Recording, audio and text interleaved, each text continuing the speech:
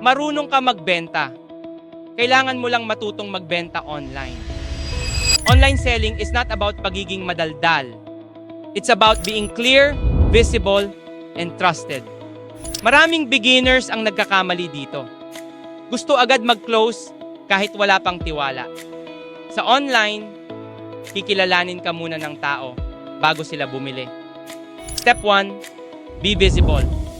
Kung tahimik ka online, hindi ka magkakaroon ng sales. Hindi naman kailangan perfect yung content mo. Kailangan mo lang is consistent presence.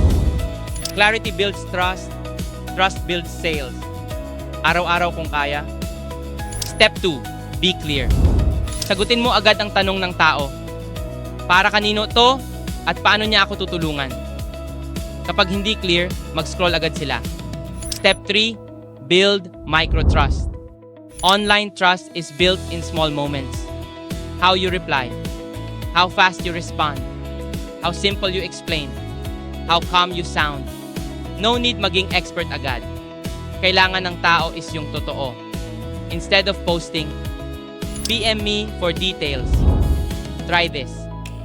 Kung first time mo sa ganito at medyo nalilito ka, message mo lang ako, i-explain ko ng simple.